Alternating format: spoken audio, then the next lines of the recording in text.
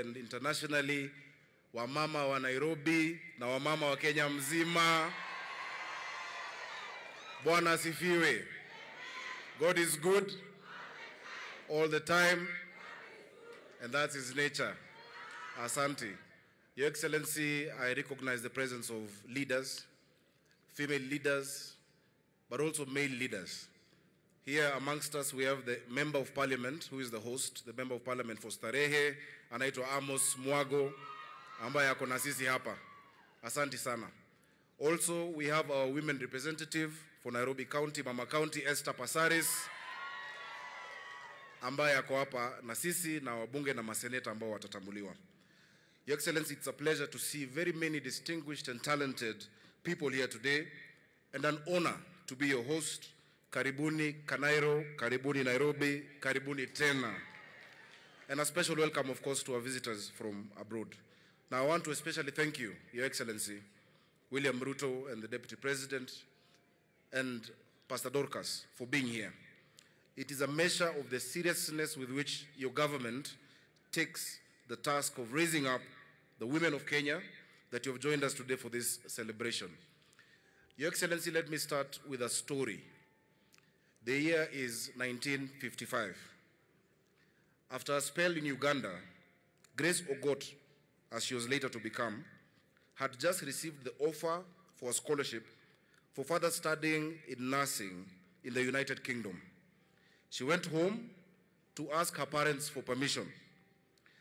While they thought about it, news came that a neighbor in the village was going through difficult labor. Grace left, went to the neighbor's home, and the child was delivered safely. Her family, that was persuaded by this demonstration of her skill, gave her their blessing. Grace Ogot went on in May 1955 to become the first Kenyan state-certified midwife to be trained in England, served in Kenya, and when she returned, she was later elected Member of Parliament, then served as an assistant minister. I know a few examples, better examples, of the transformative power of education and knowledge. Grace Ogot's education freed her and led her to serve her country through a long and productive life. The story of Grace Ogot needs to be the story of Jane Kigo of Dandora, needs to be the story of Washiko, needs to be the story of Akinyi in Kibera, it needs to be the story of many more of our women. Your Excellency, our theme this year is transformation for gender equity through technology and digital education. We can make that theme our own by reflecting on Grace Ogot's own life and asking how we, especially those in leadership, in Parliament, in the assemblies, in the Senate, can make it possible for more of our young Kenyan women to make the sort of difference that Grace Ogot made in 1955. The first thing we might take from the story of Grace Ogot is that she was given the opportunity to learn a badly needed technical skill. Today, Your Excellency, not enough of our young girls are able or given the opportunity to learn technical skills in school. We must give our young girls the opportunity to do so, to gain the experience in technology that they need to make their way in the world. As it happens, Your Excellency, right here in Nairobi, we have a number of programs to close gender gaps in technology. But let me single out Akira, for instance. For the praise over the years, they've reached out to girls across the country. They've taught them the skills they need to make a start in ICT, and they've asked the beneficiaries to pay the favor forward by mentoring and helping others. What we leaders need to do is to expand that model. We can encourage the partnerships with universities and with colleges and industry to make sure that these programs are possible. We can help with infrastructure, and we can change policy to ease the burden of opening and running these programs. Your Excellency, in Nairobi County, we're especially interested with the partnerships. I know, for instance, that the UN Women is partnering with Siemens, under which girls are taught to code and to become software developers. Your Excellency, that program also supplies equipment. It is touching a few, but it is important for us to expand such efforts to make sure that we move not to hundreds, but thousands of girls, especially girls in the informal settlements of Nairobi, Your Excellency. One can hope that each county, and I'm glad we have a number of our governors who are here, will seek out a set of private sector partners willing to offer opportunities to say 500 girls a year. We need to be ambitious, we need to grow it. Ladies and gentlemen, the path to equity is clear. We need to close gender gaps in ICT. Your Excellency, the women who are here before you are the backbone of the development of our country. In Nairobi County, for instance, Your Excellency, we have community health volunteers who are the front line of healthcare, the primary healthcare. So far, we have 7,460, and I'm proud that Nairobi is the first county that has fully engaged them and pays them a stipend. Your Excellency, we are grateful that you promised us as the Council of Governors that you're going to match what the counties do so that we can have more CHVs getting money. Ile pesa tunapatia CHVs, tukiwalipa vizuri wafanye hiyo kazi kule mashinani, inapunguza ile pesa tunatumia kwa mahospitali, Your Excellency. Na wengi wa hao CHVs, Your Excellency, ni hawa akina mama. So, si ni kweli? Your Excellency, tumenunua madawa. Kama Nairobi saizi hakuna hospitali haina dawa, tumenunua madawa ya milioni 224. Tukiweka pesa kwa hawa akina mama, waweze kuchunga hayo madawa, na wanajua nyumba gani iko na shida gani. Wanajua hii nyumba kuna shida ya TB, hii nyumba kuna shida ya pressure, hii nyumba, tukifanya na hao, pesa tunaweka kwa afya itapungua. Your Excellency, pia tuko na mradi ambao tumepanga kufanya ya kusafisha mji wa Nairobi. Tayari tumetangaza kwa gazeti ile ya kuandika vijana na kina mama 3,000, tunaambia wa apply. Zaidi ya hiyo, mimi na wewe na serikali ya kitaifa, vijana na kina mama 12,750 ilikuwa 10,000 ukaongeza 12,750 ya hawa kina mama na vijana. Ukiwapatia nafasi, ukiwapatia vifaa na ukiwapatia chapa, tulisema pesa mfukoni, Nairobi itang'ara. So tunakuomba uendelee kutushikilia. Ya mwisho, Your Excellency, unakumbuka wakati nilikuwa mbunge, ilikuwa mwaka wa 2015, nilileta mswada bungeni ambao ilisema 30% ya biashara zote zipewe kina mama, vijana na wale wanaoishi na ulemavu. 30%. Ile agpo mimi ndo nileta nikiwa mbunge. Inasikitisha ya kwamba serikali ya kitaifa na maserikali za county, ukiona wale wamama wanapatiwa, sio hawa, ni wadosi. Si ni kweli? Ukiona wale vijana wanapatiwa, sio vijana wa mtaa ama wale vijana maskini, ni vijana wanaojiweza. Your Excellency, nakuomba kupitia executive order, kwa sababu najua umefanya performance contracting na mawaziri wako. Katika performance contracting ongeza 30%. Kwa sababu sheria inasema kila miezi 6, Public Procurement Disposal Act, every 6 months, every procuring entity must give a report to Parliament, to the committee in charge of equalization of opportunities, of how many contracts and business opportunities wamepatia vijana. Hiyo haijawahi fanyika. Lakini najua kwa serikali ya William Ruto, kwa sababu William Ruto anapenda kina mama. Si ni kweli? Si mlimuombea na akafika? Your Excellency, we know you will implement that. Na sisi pia kwa counties, tayari mawaziri wangu Nairobi wanajua tumesign nao performance. Akina mama wa Nairobi wana uwezo wa kufanya biashara na tutawapatia nafasi za kufanya biashara. Your Excellency, najua ya kwamba akina mama wanajaribu na wanapaa kuingia kwa uongozi. We believe in women getting into leadership. Inaanza kwa chama. Ukiona akina mama ambao wako hapa, na niko na bahati sana leo, wengi ambao wako hapa waliingia kwa uongozi wakati chama iliwapatia nafasi nzuri. Unakumbuka tukiwa na wewe ukiwa URP, nilikuwa mwenyekiti wa TNA, ndio akina Cecily Mbarire waliingia, akina Naomi Shaban waliingia, akina Alice Ng'ang'a waliingia, akina Alice Wahome ambaye ni waziri aliingia. Inaanza kwa chama. Na nimefurahi nimeona Office of the Registrar of Political Parties. Tunaona vile unafanya katika chama cha UDA. Zungumza na wenzako, wapatie akina mama nafasi katika chama, an equal and fair playing ground, ili akina mama waweze kupata nafasi. Na pia wanapoingia, because Your Excellency, our claim to democracy is tainted when half of the team is not on the pitch. what democracy are we talking about? Now, it will be remiss of me, wakati nimepatiwa nafasi nizungumze, alafu sasa naambiwa niite mwenyekiti wa Council of Governors. Kwa function kama hii, kukosa kuita women representative wa Nairobi, itakuwa ni makosa kubwa sana. Naomba uniruhusu kwa dakika mbili Mama Esther Passaris aje awasalimie, because even as we increase the space, we must respect the ones we already have. And we have Esther Passaris as Mama County. Karibu. Asante Governor, Your Excellency, the President, Your Excellency, the Deputy President, Mama Pastor Dorcas Rigathi, Ambassador for the US, Meg, all dignitaries from the UN agencies, Philomena Melu, Deputy Chief Justice, my own CS of Gender, and all governors present, area MP, MCAs that are here. Wamama hoe! Wamama hoe! Situmshangilie rais wetu. Tuseme asante. Amekuja leo kwa sababu wamama ni watu wahimu, si ndio?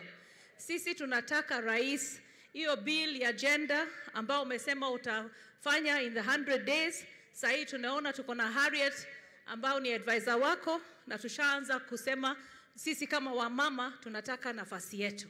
Na ukitupatia nafasi yetu ya 2/3 gender, iende kila pahali. Na tunasema pia wamama wanataka kupata masoko. Tumezungumza habari ya CHVs, masoko. Wamama wako chini ya jua, hawana masoko ya kutosha. Tukijenga masoko, wamama wapewe nafasi yao ili waweze kufanya biashara. Tunashukuru ile nafasi umetupatia kama women reps kutuongezea pesa, na tunaomba utatuongezea zaidi tukienda mbele. Tunashukuru, asante sana, Mungu awabariki. Asante sana. Pia nimemuona lakini sitamuita azungumze kiongozi Dagoretti North, Mama Dago, Beatrice Elachi, unaweza upungia hewa. And Your Excellency, asante kwa sababu hiyo swali ameuliza ya masoko, tayari pamoja na wewe tumeidentify zile soko Nairobi County Government inajenga, na pia ile ambao unatusaidia nayo. Asante sana. Wakati huu ni nafasi yangu kumwalika dada yangu mkubwa ambaye ni governor wa Kirinyaga, ambaye pia ni mwenyekiti wa chama cha magavana, Anne Waiguru, aje atuhutubie. Karibu.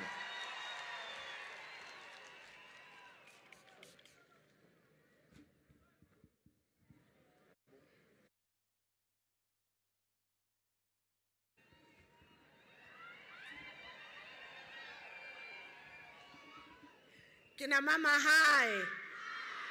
Kina mama hai. Kina mama mpo.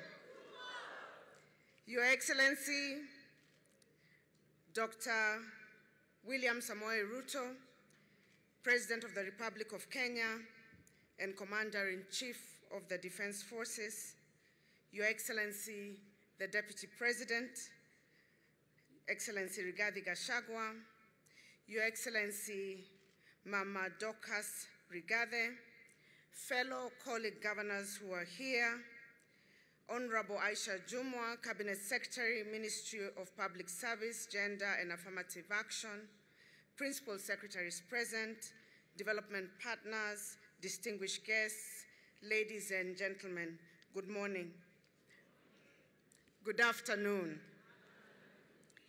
Your Excellency, I am here to represent the Council of Governors, and I must take this opportunity to thank you most sincerely from the bottom of my heart for your belief in women, because if it wasn't for your support, some of us would not be holding the positions that we hold.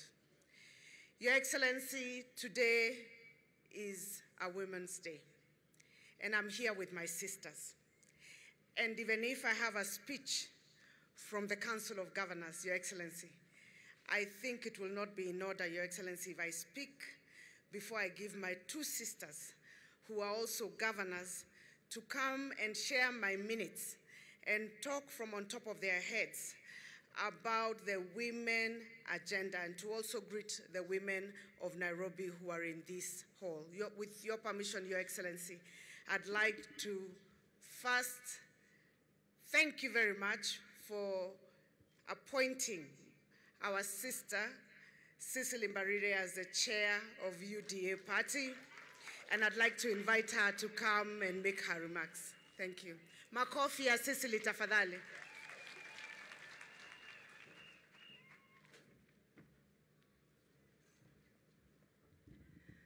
Thank you very much, Your Excellency, the President of the Republic of Kenya, Your Excellency, the Deputy President, Your Excellency, Mama Dorcas Rigathi, Ambassador of the U.S. Embassy, our CS, Governor Nairobi, colleague governors, members of parliament, MCAs, and the great ladies of Nairobi and Kenya. Hamjambo. Bwana asifiwe. Kina mama hai. Kina mama hai. Your Excellency, today is a great day for the women of this country, and I want to start by thanking you most sincerely for the support you have continued to give the women of this country. And within the UDA party, I want to give special thanks to you because we are where we are today, as Anne Waiguru has said, because you gave us space and support within the party. We thank you because we have 5 female governors from Kenya Kwanza family, and it is because you supported us without fear or favor. We have women who've been elected in single-member constituencies, we have MCAs, and most importantly, you ensured you put women in cabinet as cabinet secretaries, as PSAs, and most importantly, you have agenda advisor within your office. Thank you very much, Your Excellency. Your Excellency, these women are here because, first of all, your victory came from the women. Ama sivyo kina mama. The women voted for you, Your Excellency. They believed in you even when you are being insulted and being called all manner of names. These women believed in you. And so, Your Excellency, today, we are here to remind you that we still have issues that are not yet met. And we are here to remind you that the women agenda must remain center stage of your great plan that you have for this country. These women, and allow me to go to the village and tell you that the women in the villages provide 80% of agricultural labor. They work 14 hours in a day to make families move on. We are asking that you continue to support them. We are glad that you brought the Hustler Fund. You've brought Mama Mboga at the center stage of the national conversation. And we are looking forward to more women being supported by your government so that they can be empowered. And the way to begin that empowerment is to make sure more money gets to women groups so that they can be able to come up with their own income-generating activities that they can empower them with. That Hustler Fund, Your Excellency, I'm sure right now is going to individuals, and if you go to your records, most of that money that has been borrowed and paid back has been borrowed by the women of this country. We are good at paying back loans, and we are asking that you take more of the Hustler Fund to the women group so that they can do table banking and empower themselves economically. Your Excellency, you're also coming up with the UHC. And within UHC, the people who suffer most when sickness gets to families is women, because we are caregivers. We are asking that within UHC, please consider cervical cancer as a major issue that needs to be taken care of within UHC. We are losing over 3,000 women every year to cervical cancer. And if they are tested early, they will be able to stay alive. Please give us a chance. Let NHIF cover cervical cancer for women and breast cancer so that they can stay alive. Your Excellency, I thank you for appointing me as the chair of UDA. I am up to the task, Your Excellency. And I am happy that you have given the women of Kenya a chance to lead the biggest political party in this country. Na nataka kuambia wamama sitawaangusha, nitawapigia, I'll make sure I champion your issues when I sit in that position. And I know not only are we going to have a chair in UDA, but we are going to make sure in every county we have women leaders within UDA who can champion the agenda for women in the UDA party. Your Excellency, you're going to be visiting counties, and we have seen you in every county. When you go, I want you to always give a chance to the women of UDA to speak as the leaders in those villages so that they can tell you what is going on. Give them opportunities in appointments at parastatals. Na usiangalie tu wale wamesoma. Hata mama mboga anaweza kuwa director. Mama mboga anaweza kuwa director katika parastatal ya trade kwa sababu tunajua kutengeneza pesa. Mama, the woman who farms back in a tea farm can be a director in a parastatal of agriculture, Your Excellency. We understand we may not have the degrees, but we have the knowledge. Give us a chance and we'll shock you, Your Excellency. Kina mama hai! Kina mama hai! Asanteni sana. Thank you very much. Huyo ni Chairperson Cecily Mbarire, Her Excellency. I'd now like to request my sister, Governor of Nakuru, Her Excellency Susan Keheka, to also come and make her remarks.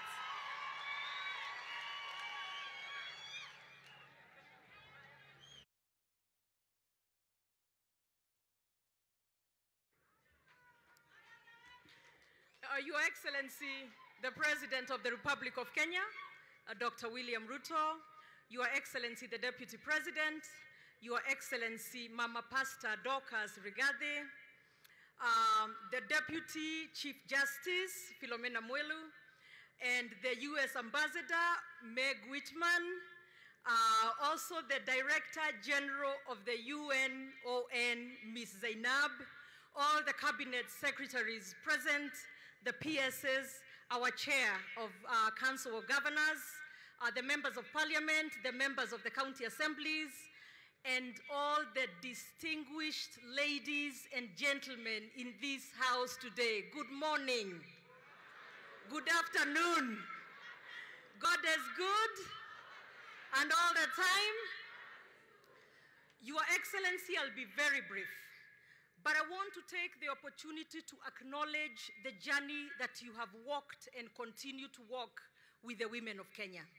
And I say this because I have been one of those women, maybe within the political space, who have been nearby you, and I have seen how much you have carried us as women of Kenya in this republic.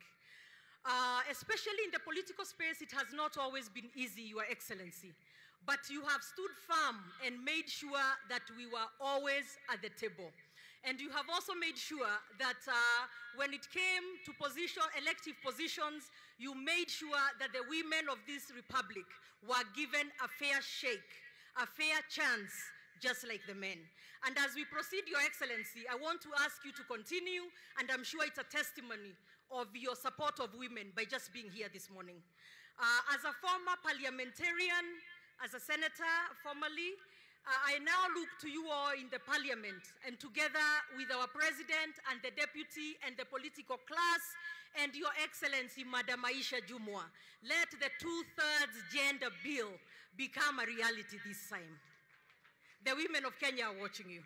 In addition to that, Your Excellency, you have done very well in the economic space for the women of Kenya, and especially Mama Mboga. I remember when we went around having economic forums, and you talked and said what you would do for the women of this country. But I have watched you, I have seen what you have started doing, and I can verify and certify that you're walking the talk. We talked, Your Excellency, about perhaps joining us as governors or working together in partnership, and especially at this time of drought, Your Excellency, to help give us maybe half, when the budget for the ECD feeding programs that we, the governors, are doing, it has become quite expensive, but it is something that we want to make sure it comes to be.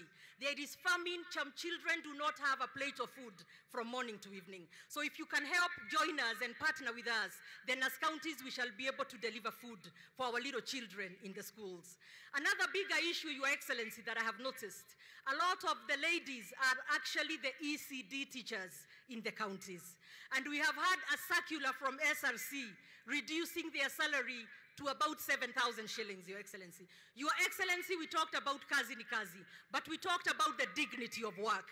That is not a living wage. So, Your Excellency, I ask that you look into that so that we make sure our teachers are paid like any other worker in this country so they can live off of it.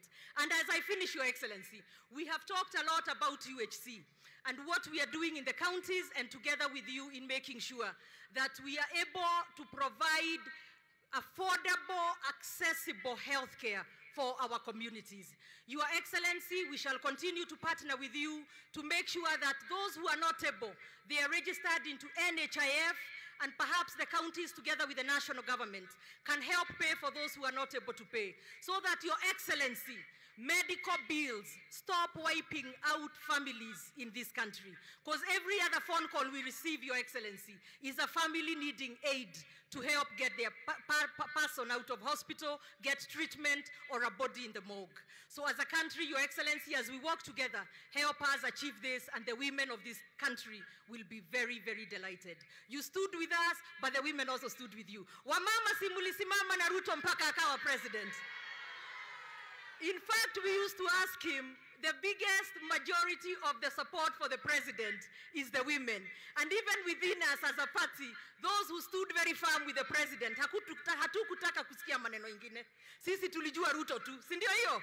Kwa hivyo tuendelea kushikilia serikali so that the government is able to make these many programs that we are talking about come to be. And very gently, wamama wa Kenya, let me just very gently ask, tusiitikie kutumiwa vibaya to not support the government of the day. Let us stand with the government of the day. Let us stand with the President of the Republic of Kenya, and he will be able to make sure that our economy shines. Thank you very much, and God bless you. Asante.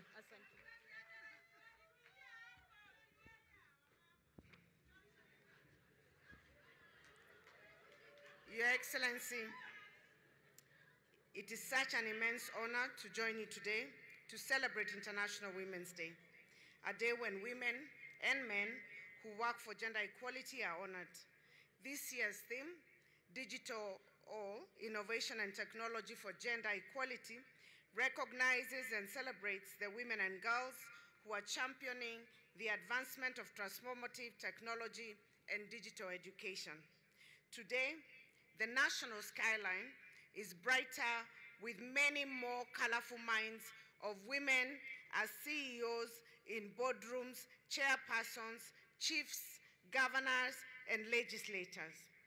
We recognize the efforts of some of our women in technology and in the digital space, such as Agnes Gadaya, the country director for East Africa at Google, Catherine Moraga at the helm of Microsoft Engineering Hub, Africa Development Center, Kendi Derito, who is the head of misrepresentation at Meta, Ori Okolo, a venture capitalist in tech and a board member at Safaricom, amongst others. We have in this space compassionate trailblazers. I would like to thank you, Your Excellency, for your relentless efforts in upholding and promoting women's rights in the country. Your presence here today clearly demonstrates your commitment towards advancing gender equality and the empowerment of all women and girls. You are an inspiration. Your Excellency, ladies and gentlemen, in line with this year's International Women's Day theme, I wish to affirm that technology has provided immense opportunities for all in this digital era. It has allowed people to communicate more efficiently, access government services, and market their goods online through e-commerce, provide a new pathway for entrepreneurial empowerment and self-education, and participation in decision-making. Technology, therefore, provides a great platform to reverse the perennial exclusion of women from public life while strengthening their agency. With Kenya being the trailblazer in Africa of internet and smartphone penetration, the innovation and digital transformation has provided opportunities for women and girls in the country to access opportunities in education using virtual platforms, access information on their well-being, such as health-related inquiries, and importantly, offered a platform to find employment, career information, and entrepreneurship opportunities. Ladies and gentlemen, and Your Excellencies, I wish to affirm the Council of Governors' commitment and contribution towards advancing inclusive innovation and technology. Since devolution, we have recorded significant success in a number of programs, projects, and interventions that have had an impact on women and girls, men and boys. In my capacity as the chairperson of the Council of Governors, allow me to highlight a few initiatives by county governments aimed at promoting inclusion in innovation and technology. Some counties have established localized county innovation weeks, which are platforms for showcasing innovation development by women, youth, and persons with disabilities in various sectors. Women who constitute a majority of smallholder farmers are instrumental in agricultural production and food security. In the previous financial year, county governments allocated 35.5 billion of shillings of their budgets to agricultural development. And as a result, counties have made considerable progress in advancing technology within the sector through facilitating access to credit and extension services, provision of improved inputs, and modernization of practices, such as hybrid seeds, concentrated feeds and fertilizer, pesticides, machinery, and irrigation. In Kirinyaga, for example, the Wezesha program has been able to facilitate access to quality farm inputs and market for farmers' produce. Majority of our farmers in our counties are women. Our focus is now on sustainability of the program and commercializing agriculture by leveraging on innovation and technology for the digitization of extension services, aggregation, agro-processing, and export-oriented value addition through cooperative societies. Counties have also successfully developed and implemented GIS-based county spatial plan, which has spatial plans which have been handy for mapping, collection, collation, synthesis, and analysis of data to inform thinking and planning at the county level. This has been critical in the identification of suitable areas for suitable agricultural activity and agro-processing. County governments have driven education reforms by offering digital learning opportunities per the new competency-based curriculum by ensuring digital integration to learning. Moreover, counties continue to support mentorship for girls in vocational training centers in a bid to encourage the uptake of science, technology, engineering, and mathematics-related courses and careers. Your Excellency, ladies and gentlemen, despite progress made in legislation and policy formulation, gender inequality, particularly innovation, continues to persist. The exorbitant internet costs and the wage gap in this field that is still largely male-dominated are some of the challenges still impeding women from fully participating and benefiting in technology, which needs to be addressed by both levels of government. As we celebrate the positive impact of technology, we must also acknowledge the challenges that come with it, particularly in the form of cyberbullying. In Kenya, women leaders have been particularly vulnerable to cyberbullying. We can take many forms, including harassment, intimidation, and threats of violence. Early this week, Your Excellency, I was honored to take part in a campaign where women came together to raise their voices against cyberbullying. The campaign, organized by Eco Network Africa, led by trailblazer Dr. Jennifer Riria, calls all of us to stop cyberbullies now. and is aimed at creating public awareness, initiating relevant laws, and mobilizing support towards calling out cyberbullying for the crime that it is. Studies have shown that up to 70% of women who use the internet have endured cyber violence, and that women are 27 more times likely than men to be harassed online. More than 1 in every 5 women in Kenya, Your Excellency, have experienced cyberbullying. Your Excellency, it is critical to note that we cannot achieve true gender equality and women's empowerment without everyone having access to technology and innovation. And therefore, we have, as county governments, put our efforts and our resources to ensure that we bridge this digital divide. I want to draw your attention to the need for gender equality and empowerment of all women and girls, not only on this International Women's Day, but every day of the year. Gender equality is not only a fundamental human right, but an underpinning of prosperous modern economy that provides sustainable, inclusive growth. In conclusion, ladies and gentlemen, Your Excellencies, I wish to express my gratitude to all stakeholders present for all the efforts towards the achievement of equal rights for women. Progress of women and girls is progress for all of us. Giving priority to women is not an option. It is a necessity. Giving more opportunity to women, besides being a matter of rights, it's also a manifestation of good economic sense. On this International Women's Day, let us recognize as women, let us empower them, let us protect them. As we said this week, we are women.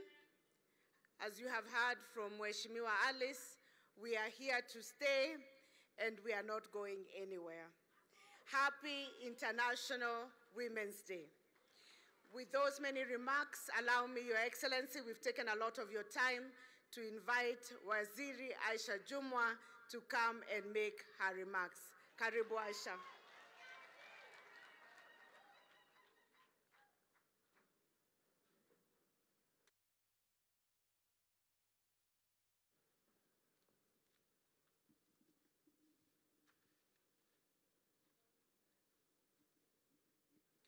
Your Excellency, Dr. William Samoei Ruto, the President of the Republic of Kenya, Your Excellency, the Deputy President, Her Excellency Dorcas Rigathi, Cabinet Secretaries present,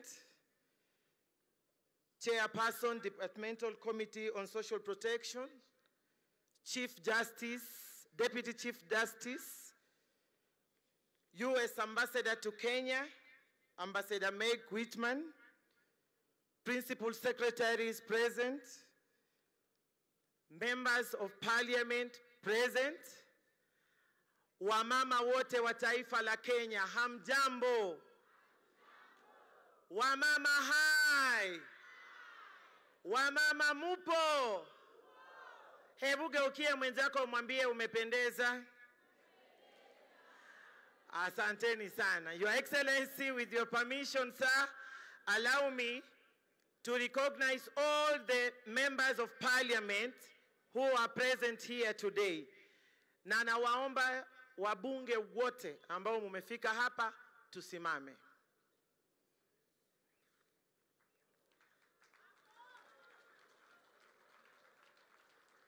Asanteni sana, kwa sababu sitaweza kuwataja kwa majina, manake wengi ni wapya, lakini nasema asanteni sana kwa kufika katika shughuli hii. Wamama wote katika taifa letu la Kenya, musimame nyinyi wote mahali huko kama we ni mama.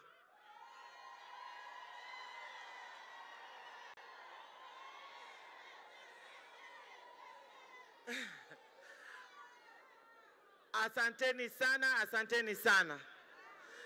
Your Excellency, before I make my remarks, allow me to take this opportunity to recognize my colleagues who are present here today, and I will start with my colleague, Waziri Alice Wahome. Dakika moja tu, dakika moja uonekane. Sasa wajue skafu tumeifunga vizuri.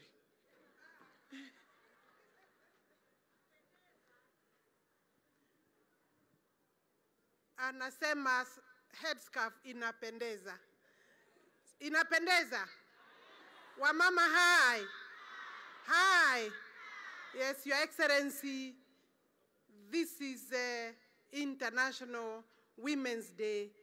I want to recognize all protocols that have been observed in the interest of time, Your Excellency, and congratulate Honorable Aisha Jumwa, Cabinet Secretary for Public Service, Gender, and Affirmative Action. Tumpatie nduru kubwa Mama Aisha Jumwa kwa sababu ametuandalia mkutano sawa kabisa. Your Excellency, when Aisha was being interviewed or vetted for the job, there were naysayers that felt that she will not make it. But her story during the vetting to be in a position of a cabinet secretary, Your Excellency, tells you the story of many women in this country. As the Minister for Water, Sanitation, and Irrigation, I will want to support the work of Mheshimiwa Aisha Jumwa in uplifting the women from bottom going up, as we promised when we went around with Inua Mama. And I'm sure in that space, we can get a lot of support from Her Excellency, the First Lady, and also the spouse of the Deputy President, Mama Pastor Dorcas, because the space is huge. Your Excellency, therefore, my ministry in dealing with water will be in the front line, supporting women programs where we can, because we can plant a tree as we give water. We can empower women economically through trees and through water. And I'm also looking for your support, Your Excellency, to ensure that we remove the baggage of carrying water by women of this country, so that as we celebrate International Women's Day, Your Excellency, there is something to celebrate about. Your Excellency, we only need the champion in the name of the President of the Republic of Kenya to be able to reach where Alice Nganga has said that we need to reach. Your Excellency, we have faith in you. Thank you very much for the appointments that you have so far made, but you know the pressure on your table to appoint more women, including grassroots women. Thank you, Your Excellency. Najua Alice alikuwa mwanasiasa. If you give her 1 minute, anaongeza 5. And for that reason, wale mawaziri wote ambao wamebaki nitawaita kwa majina, wanyoshe mikono. So I have my sister Rebecca Miano, CS. Asante sana. Mvuria, CS. Asante sana. I'll call my sister Harriet Chigai and I'll give her 1 minute.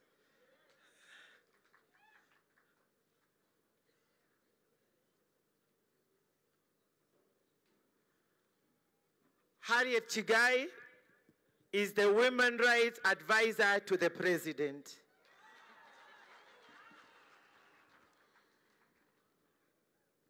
Your Excellency, Dr. William Samoei Ruto, Your Excellency, the Deputy President, Rigathi Gachagua, Your Excellency, Your Excellency, Pastor Dorcas, all protocols observed. Allow me to adopt all the protocols as CS Aisha Jumwa had highlighted earlier.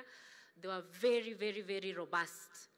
For me, I was given 1 minute, and mine is to assure the women of this country that you have the president's, the president has your interest at heart. I've heard you've talked about the 2/3 gender bill. You have seen we are working on it, and the good thing, Your Excellency, we are now in the same boat. Interesting enough, the men in parliament, most of them, have come across to say they will support us. So we need that support, even as we go back to our villages, the leaders who are here, let us have positive discussion around this. So mine is to convince all of you and to assure all of you that the women of this country, the president has your interest at heart. Thank you very much. Asante sana, Harriet. Madam Mercy, our able secretary to the cabinet, just wave to the, okay. Asante sana. Waziri Chelgui, karibu, for 1 minute. Unajua huyu sasa tunashare platform leo. Kuna mambo raisi atatuambia hapa mimi siongei. Mungu nifunze kunyamaza. Your Excellency, President Dr. William Ruto, Your Excellency Deputy President Rigathi Gachagua, Madam Pastor Dorcas, Your Excellencies present, distinguished guests, allow me to also adopt the protocols as already highlighted. Wamama oe! Wamama oe! Your Excellency, under your administration, you've given women the highest consideration. And as we speak today, Your Excellency, last year you made a commitment to the women of Kenya. And in under 100 days, you've been able to roll out a robust program to address the challenges of the Kenyan women. And as we speak today, Your Excellency, through the ASLA Fund and many other funds, you are putting serious efforts to ensure women of Kenya can access affordable credit, which has been a challenge. On the other issue raised by the governor of Nairobi, Your Excellency, we are already working with him on a starter bill, which he initiated as a senator, and I thank him, Your Excellency, you are able to bring us together, and we are making progress. Your Excellency, on the issue of ACBO, which is under my ministry, we are going to streamline and ensure all ministries ensures that 30% of government procurement of goods and services are dedicated to women, youth, and people living with disability.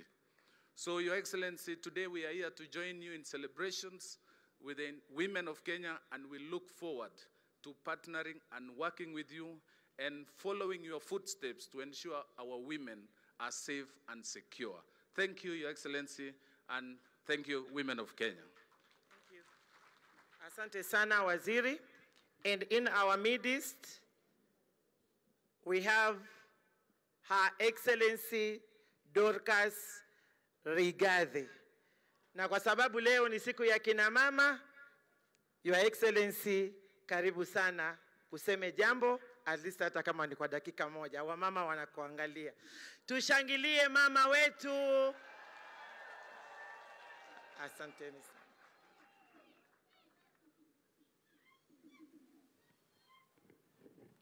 Wamama hoye!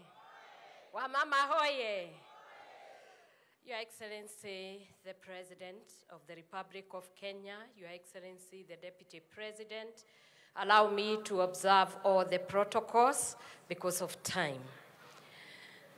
And I want to celebrate every woman that is in this place. If you can look at one of the women who is next to you and just celebrate her.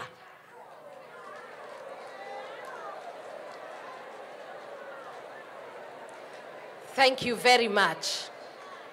You know, when God was creating a woman, He's created a very special vehicle and designed her in a very noble way.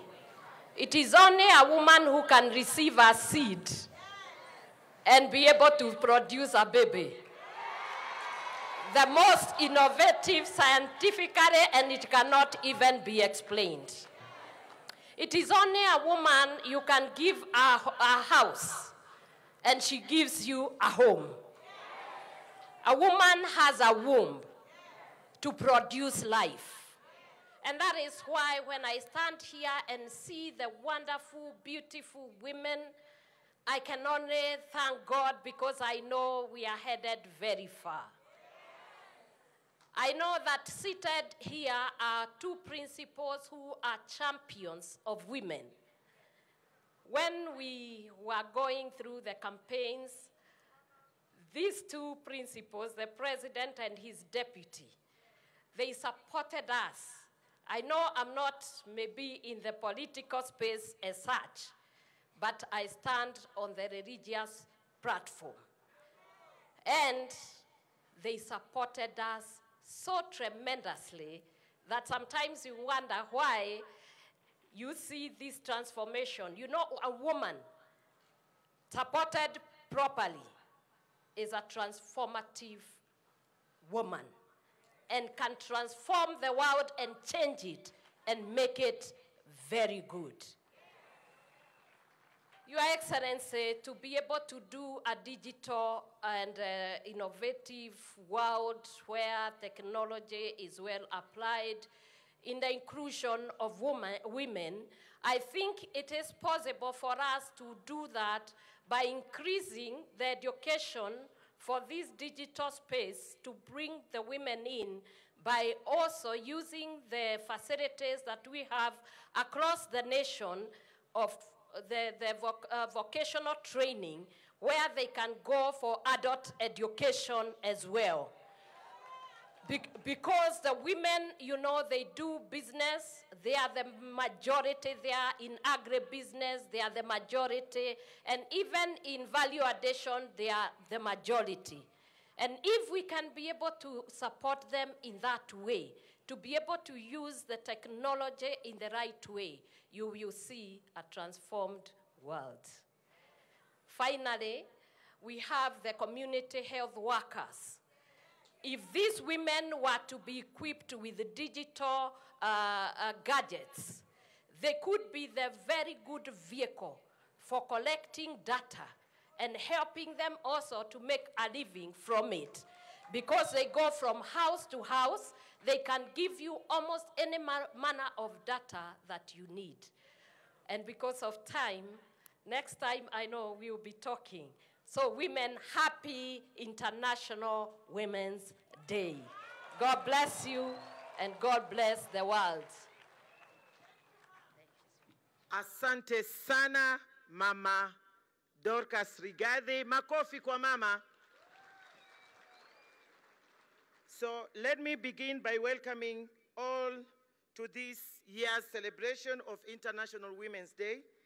We are here today to celebrate all of you women of all generations for the many things you are to our societies as nurturers and as leaders in many fields. Your Excellency, as the women of Kenya, we are deeply honored by your presence. Indeed, this is a demonstration of your commitment to advancing gender equality and women's empowerment in Kenya. As we mark this year's International Women's Day under the theme Digital, Innovation and Technology for Gender Equality, we as a nation are presented with an opportunity to reflect on our journey towards gender equality and, more importantly, the collective achievement and milestone for the Kenya Kwanza administration. Your Excellency, recalling your commitment on gender equality and women's empowerment under the Women Charter 9-point agenda, I am happy to report that under your leadership, we have started strong and will continue on this trajectory.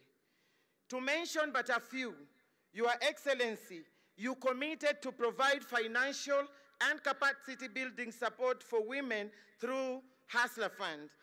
And in line with this commitment, the Hustler Fund was launched by none other than you, Your Excellency, last year in November. Your Excellency, on implementation of two-thirds gender rule, we commend you for demonstrating the highest level of political goodwill by writing to Parliament on this matter. There is now ongoing work in Parliament to come up with legislation.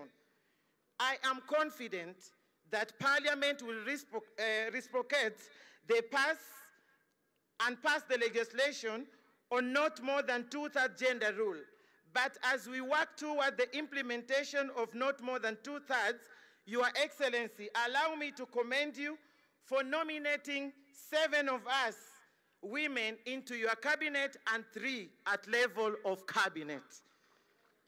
Your Excellency, you committed to increase funding for the Anti-Female Genital Mutilation Board and full implement the anti-FGM law.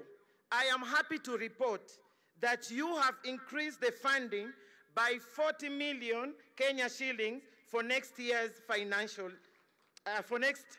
year. Further, we are working on multi-agency technical committee to accelerate effort to end gender-based violence and female genital mutilation. Lastly, Your Excellency, on the provision of sanitary towels, through your directive, effective 1st July 2023, and through the State Department for Gender and National Government Affirmative Action Fund, our girls will not miss school days. Free sanitary towels will be available. Distinguished guests, ladies and gentlemen, all this has been achieved under 6 months of this administration. Your Excellency, as women of Kenya, we know this can only get better. And through the Ministry of Public Service, Gender and Affirmative Action, we are committed and working around the clock to ensure that Kenyan woman is at the center of the Kenya Kwanza bottom-up economic transformation agenda. The platform is better. This is because women are a critical national asset with tremendous potential to shape, to influence, and contribute to all spheres of national development. Empowering women essentially empowers the family, the society, and the nation. Mama leads all the way. Finally, Your Excellency, allow me to appreciate the planning committee of this event led by my PS, my able PS, Madam Veronica Nduva, that spend a lot of time to ensure that all is set and we are all comfortable as we celebrate the women of Kenya today. I would like also to appreciate the immense support we received from you, Your Excellency, and various development partners who have been critical to the success of this day. It is now my humble duty to welcome the Deputy President of the Republic of Kenya to give his remarks and welcome the President. Asanteni. Wapi nduru ya Deputy President?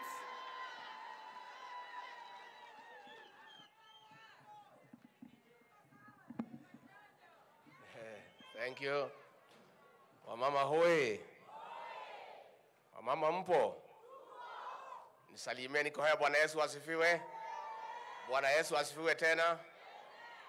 Rais wetu Daktari William Samoei Ruto, viongozi wetu wa serikali na wa kisiasa, wamama wote, niko na furaha sana kwa mwaliko wa waziri wetu Aisha Jumwa kufika hapa tukiwa na rais kusherehekea siku ya kimataifa ya wamama wetu.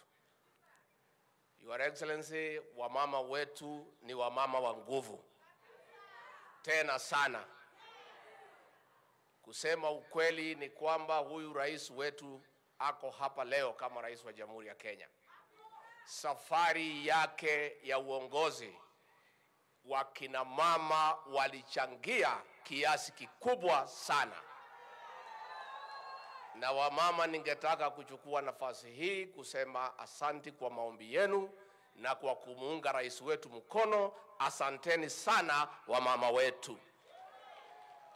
Your Excellency, sisi tulipokuwa tunakusaidia kutafuta uongozi, siku mambo ilikuwa ngumu, wewe mwenyewe ulikuwa unatuuliza kama wale tulikuwa tunashindana na hao wametembea area fulani na wamejaribu kuchafua, unatuuliza jioni, akina mama wanasema nini? Tunakuambia wako pale pale, wanasema ni William Samoei Ruto. Your Excellency, uongozi wako, hawa wa mama ni wa maana, kwa sababu hawa wakiamua kitu wameamua, na wakiweka wewe hapa kwa roho hakuna mtu anaweza toa. Na kwa hivyo walijaribu kupatiwa fitina juu yako, wakaambiwa maneno, wanasema huyo mnasema William Ruto ndio tulipenda, ndio tutasimama na yeye. Asanteni sana wamama. Na kwa sababu ya hayo, ndio hii serikali ya William Ruto, akina mama viongozi ndio wako kiti ya mbele, kwa sababu hii ni serikali yenu na mlichangia kiasi kikubwa. Shares yenu kwa hii serikali ya William Ruto wa mama ni kiasi kikubwa. Kuna wengine hii watu ya Azimio wananipigia kelele ati nimesema shares iangaliwe. Akina mama, shares yenu ya serikali kwa serikali ya William Ruto iangaliwe isiangaliwe? Iko namna hiyo. Hata tumetembea pale, saa ile tumekuwa pale tukikagua biashara, mama moja amesema hapo, ameombea rais, akina mama wanachanga hapa kwa chama yetu, tukipeana tunaangalia kila mtu shares yake. Kwa hivyo hiyo mambo ya shares sio kwa uongozi peke yake, ni kwa biashara na kila kitu. Your Excellency, kwa uongozi wetu, mimi nataka leo niwatambue wamama wetu viongozi. Siku mambo ilikuwa ngumu ya vitisho na kukemea watu, akina mama wale tulikuwa nao viongozi walikaa kidete from day one mpaka tukapata ushindi. Kulikuwa kikiumana, wanaume wengine wakitishwa kidogo, mkia katikati ya mguu, lakini wamama hawa wakiongozwa na hawa vigogo wetu wakina Alice Wahome, huyu Cecily Barire, huyu msichana ya Keheka, huyu na nyama yake ni ile kidogo lakini ni kakali. Hawa wamama walisimama kidete na wanaume walikuwa ni watu ya kuogopa. Your Excellency, kama sisi hatungekuwa na hao viongozi wa mama tungepata shida. Na kwa hivyo mimi viongozi wa mama natambua nyinyi, na wamama tunauliza nyinyi mpiganie nafasi yenu kwa serikali. Msikae nyumbani mngojee mletewe viti. Huyu Susan Keheka aliangusha mwanaume alikuwa na jina kubwa, akaweka yeye chini 10-0. Huyu Cecily Barire, huyu aliangusha mtu hata hako na ndege, akaweka chini. Kwa hivyo wamama mjitokeze, mkiona mwanaume ni muoga anaregahega kidogo, mnatoa mnaweka mama, na hiyo ni nafasi yenu. Kwa hivyo rais wetu, sisi tukae na hawa mama wetu, na nimwambie kwa hii serikali ya William Ruto, nyinyi wa mama, mtetezi mkubwa wenu kwa serikali ya William Ruto ni Rais William Ruto mwenyewe. Na kwa sababu mimi naibu yake nafuata vile anasema, mimi pia niko hapo. Kwa hivyo nyinyi mambo yenu iko sawa, muko mbele kama mfuko ya shati. Na huyu Cecily Barire amepatiwa kuwa chairman. Ni chairman, wacha chairperson, ni chairman wa chama ile tawala, ile chama kubwa iko na umaarufu. Lakini rais, nimekuwa na wasiwasi kidogo. Vile sasa ameongea hapa, naona kama atatutoa viti wanaume. Wewe sasa toa wengine, lakini ya rais na yangu tafadhali utuachie. Unajua pahali tumetoka, tunataka tukaekae hapo. Ya mwisho, rais wetu, siku chache iliyopita kumetokea maneno pale kotini pale. Sasa watu wanauliza, wewe Rigijina ni mtu ya kusema ukweli, mbona hujaongea? Mimi nilishangaa nikashindwa kuongea. Unajua unaweza shangaa ushindwe kuongea. Yale maneno tunasikia pale kotini, ati kuna chama ati ya kutetea ati wanaume waoe wanaume, ati wamama waoe wamama. Sasa hiyo ni mambo gani hiyo? Hiyo ni mambo gani? Sasa mimi nauliza, hata wale wanapitisha hiyo maneno na hatuna ubaya na kotini, sasa mama akioa mama mwingine wataambiana nini? Mama mtaambiana nini? Hiyo maneno hatutaki. Hiyo ni mambo ya kishetani. Hiyo ni kinyume na vile sisi tunaamini. Na sisi tunasema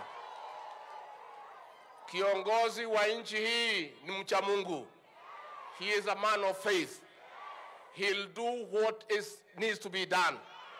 In any case, we have our traditions and customs, and what they are suggesting is repugnant to morality and justice and our way of life. Kwa hivyo hiyo maneno sisi hatuko hapo. Ama nyinyi mko hapo mama? Sasa si wa mama wako? Si wa mama ya kuolewa wako? Sasa hawa mama tukiunda uchumi, tuwatengeneze vizuri, watengeneze nywele wakae mzuri, si wako hapo? Na tunasema huu uchumi wetu, rais wetu akiwa hapa, Your Excellency umetuambia na tuko hapo. Huu uchumi turudishe pahali ulikuwa zamani. Zamani kulikuwa mama akienda sokoni, akirudi jioni, watoto wanamngojea kwa gate kwa sababu kuna kitu amebeba. Siku hizi mama anakuja amesimama kama miti, hakuna kitu, hakuna mtoto ya kumkaribisha. Kwa hivyo tunataka turudishe uchumi, mama aweke kitu kwa mfuko. Hawa wa mama wetu wakipata kitu kwa mfuko, mama ni nguo na kibeti. Wakipata kitu kwa mfuko, mambo ya hii kitambaa ya kanisa wavae siku tu ya ceremony ile ya kanisa. Hizi siku ingine yote waingie town, waweke kwa ile kinyungu ikorogwe, wasimame vizuri. Kwa sababu hata sisi tunafurahi tukiona mnang'ara, si ndio? Si ndio? Kwa hivyo Your Excellency, tunakuomba rais wetu, wewe usisikise ile watu. Wewe jipange na hawa mama. Tengenezea hawa mama uchumi. Rais wangu, watu ya kutegemea kwa hii Kenya ni hawa. Hawa ndio watatusaidia. Na tunataka turudishe kama zamani. Wewe ukiwa mzee na uko na mama, bibi yako, rafiki yako, ufanye kama zamani. Umpatie 3,000 bila kumuuliza atafanya kazi gani kwa sababu ya kumpenda. Siku hizi ukipatia mama 1,000 unampangia mpaka change kwa sababu hakuna pesa nyingine kwa hiyo boma. Kwa hivyo sisi tuko hapo. Tumekubaliana wa mama? Si hata mumeona mtu yangu pia? Pastor Dorcas. Si hata mimi nilikuwa nimejaribu. Angalia namna hii. Najua lazima upagapaga maneno yako. Na utavute ile mama hakuna kelele mingi, si ndio? Na unajua mimi sina shida, yangu ni pastor, hana mahitaji mingi, 3,000 ya nywele ametosheka. Kwa hivyo mimi kwa hivyo naotaka kuuliza wa mama kwa heshima msimame, kwa tupige vigelegele na shangwe, tumkaribishe kiongozi wa taifa ya Jamhuri ya Kenya, Daktari William Samoei Ruto.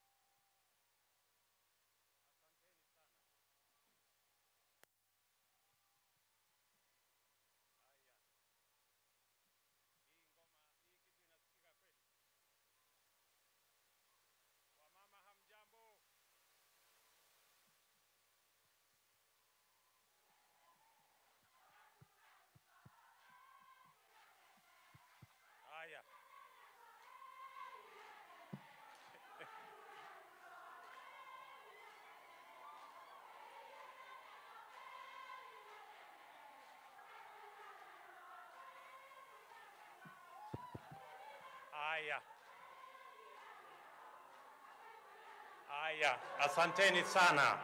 Thank you very much. Let's take our seats. Thank you.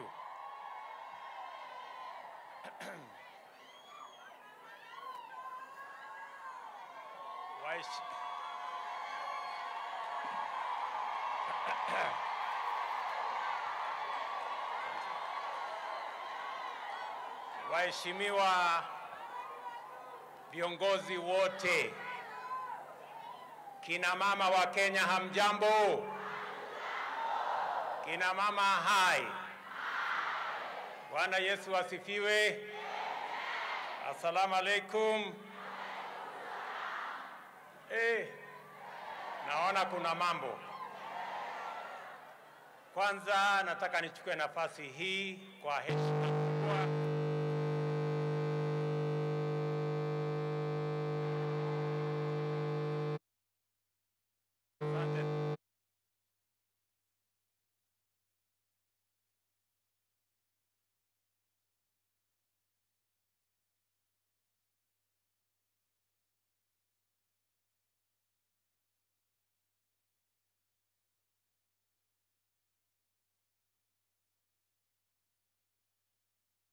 haya.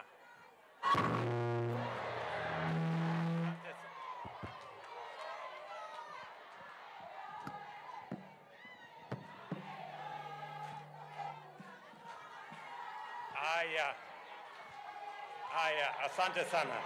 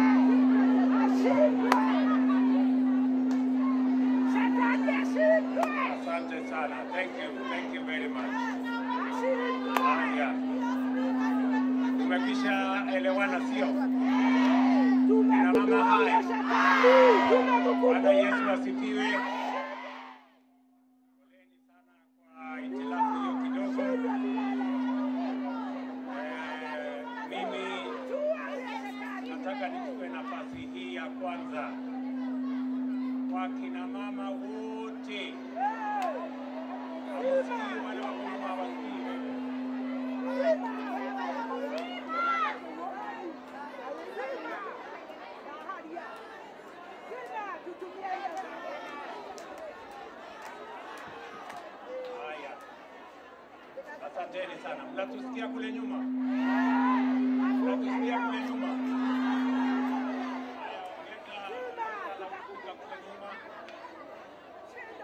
Acha mimi nichukue nafasi hii.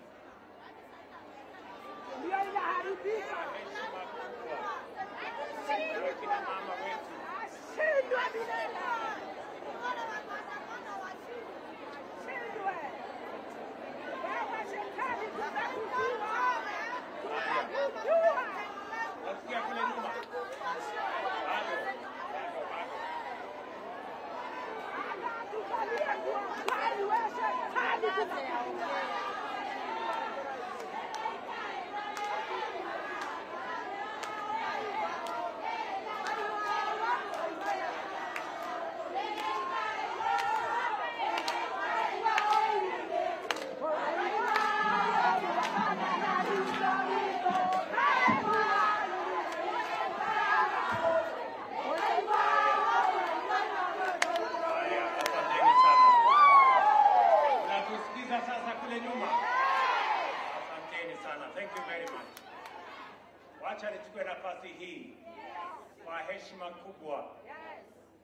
kina mama wetu wote wa taifa la Kenya.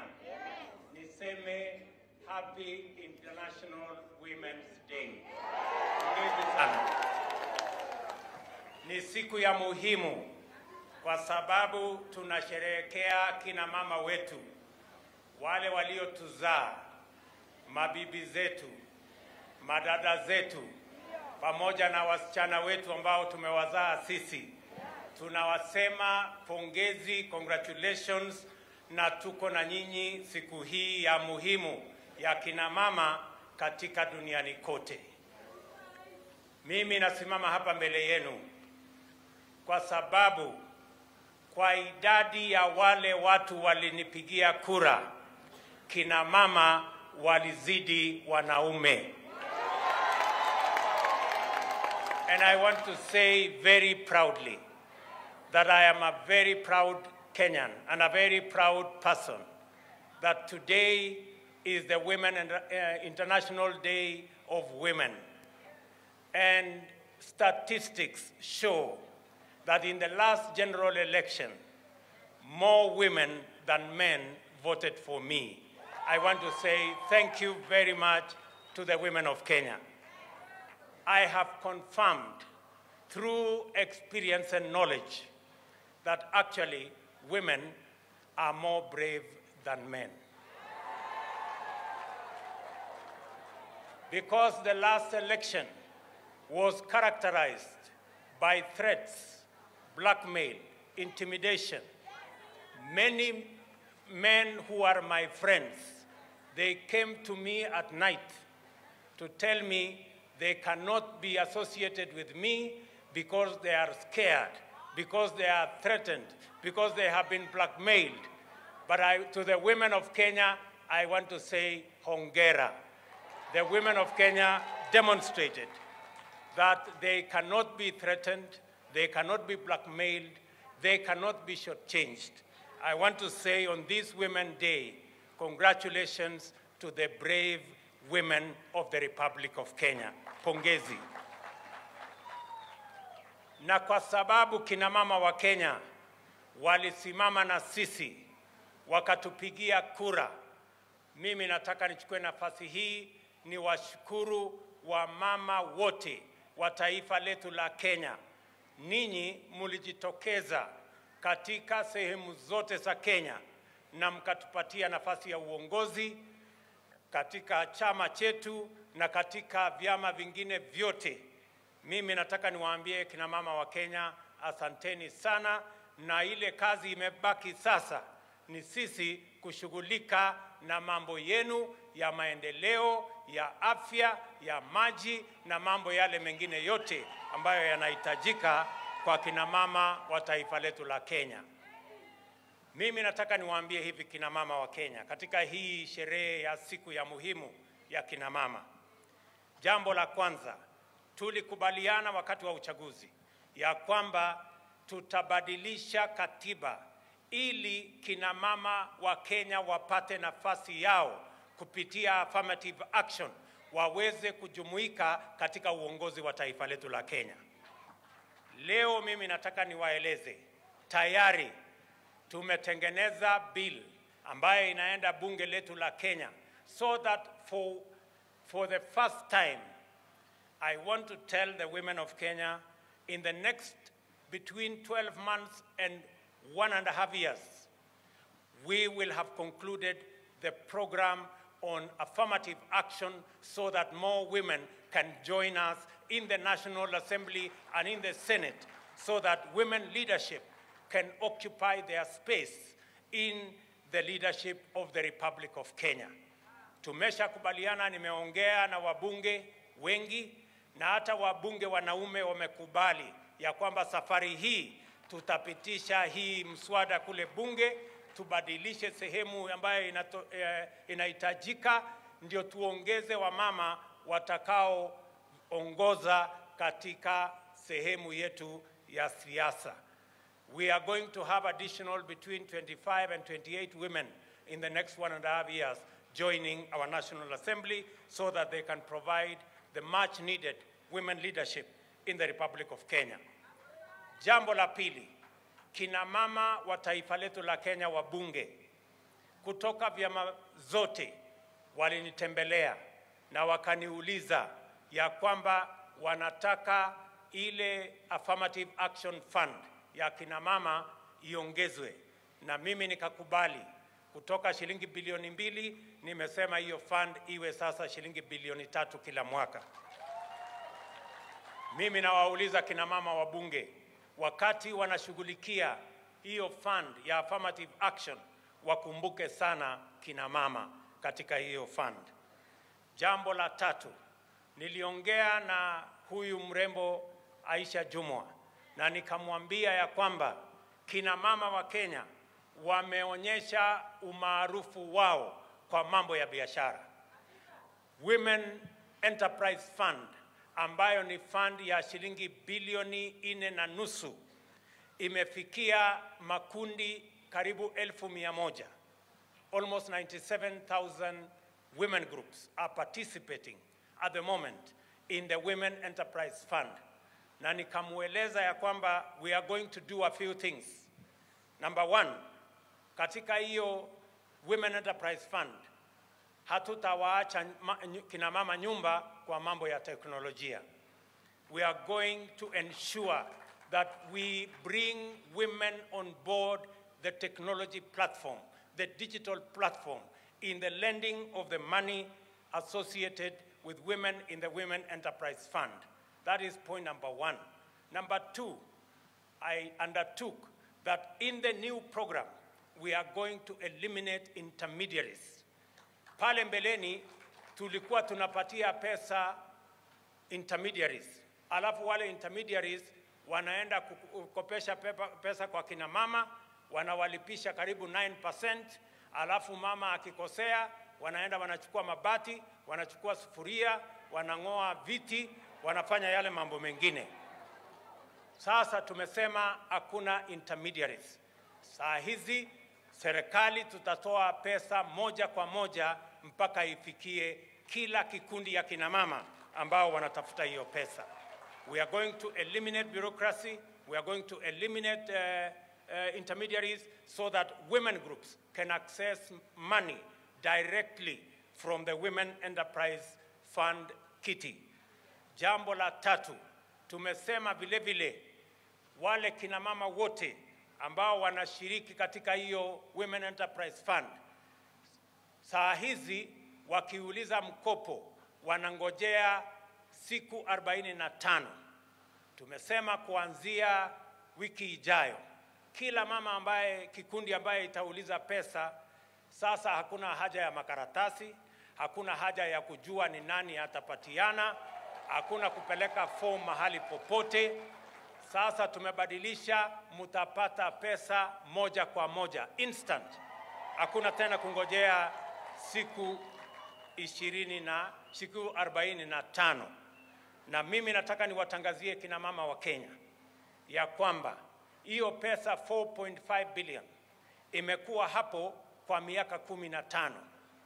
Mimi nataka niwaeleze ya kwamba hiyo pesa ya kina mama sasa tutaongeza kutoka shilingi bilioni 4.5 hadi bilioni 13.5. In other words, I want to say the following. The fund that is available on Women Enterprise Fund has been at 4.5 billion for the last 15 years. I am announcing today that we are going to triple the resources available under that fund so that we can also triple the number of women groups that will benefit from this fund, because this is the most reliable fund. In fact, this is the fund that has 99% success rate. And therefore, women deserve what government is going to do. Jambo la tatu, mumenielewa wakina mama wa Kenya? Nimesema ya kwamba fund yenu tutaongeza mara 3. Tutaondoa mambo ya kujuana na huyu, kujuana na yule, kupeleka makaratasi hapa, kupeleka makaratasi huko. Sasa itakuwa kwa simu zenu, na pesa mtapata kwa simu zenu. ile maneno ya kungojea siku 45 tumemaliza.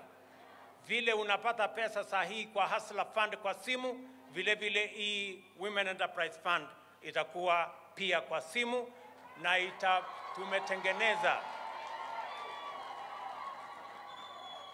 tumetengeneza ili vile vile chairman wenu ana approve online, secretary ana approve online, members wanachukua pesa zao online, na mambo hiyo itaendelea kwa taratibu.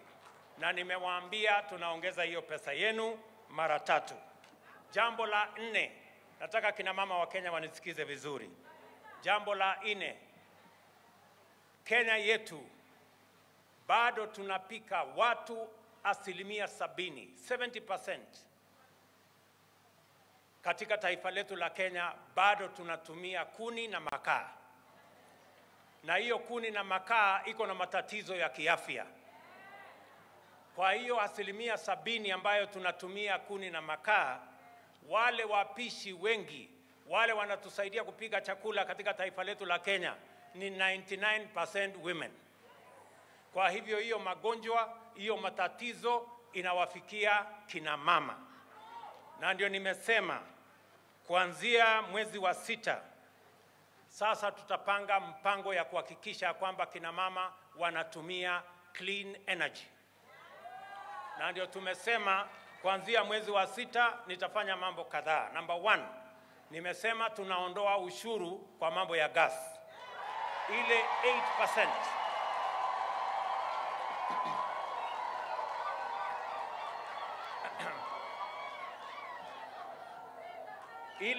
Ile 8% ambayo serikali inachukua kama ushuru kwa mambo ya gas, tutaondoa ndio tupunguze gharama ya gas, wananchi wengi waweze kununua gas. Jambo la 2, leo mnanunua mtungi ya gas shilingi 2,000, shilingi 2,800. Tumesema sasa tutaweka pesa ya serikali kupunguza gharama ya mtungi ya gas. Ile ya kilo 6 mnanunua 2,500, 2,800, tutaishukisha chini mpaka shilingi 500 ama 300.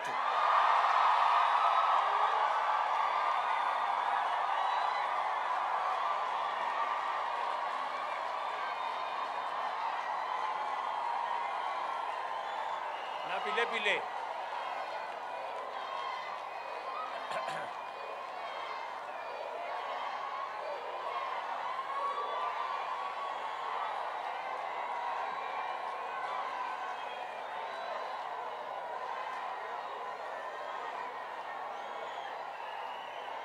tunaelewana?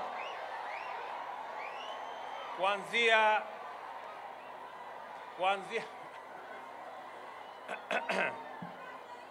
nirudie hapo? Mnasema nirudie hapo? Nirudie? Wacha nirudie. Nimesema hivi, kwa sababu tunataka kina mama wengi. Mimi nimesema hivi, kwa wale watu 70% ya Kenya wanatumia kuni na makaa, 99% ni kina mama. Si ni kweli? Na ili tupunguze gharama ya gas, tumesema tunaondoa ushuru.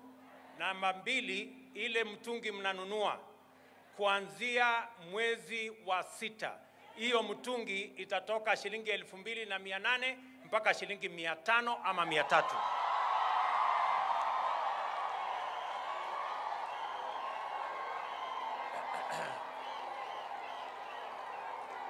Na mimi nataka muelewe hivi, tulikuwa tumepanga kuanzia 2017 hiyo mpango ya gas, tulikuwa tumepanga tangu 2017, lakini haikuwezekana kwa sababu ya ile matatizo mnaelewa. Sitaki kusema sana. Jambo la 4, tumesema na nimeambia wizara ya Kawi ya kwamba tutaweka pesa ya serikali katika kupunguza mtungi ya gas. Na vile vile jambo la 3 nataka niseme, nitoe ilani. Kuna wakora wengi ambao wanauza gas. Wana refill ile mitungi ambao sio yao, na watuletea hasara na kuhatarisha maisha ya wananchi. I want to tell all the characters involved in illegal filling of gas cylinders that are posing a threat to users of gas cylinders that your days are numbered. Kwa sababu hawa illegal refillers, they must get out of the market so that we can structure the market in such a manner that it benefits the people of the Republic of Kenya. Tumeelewana jameni?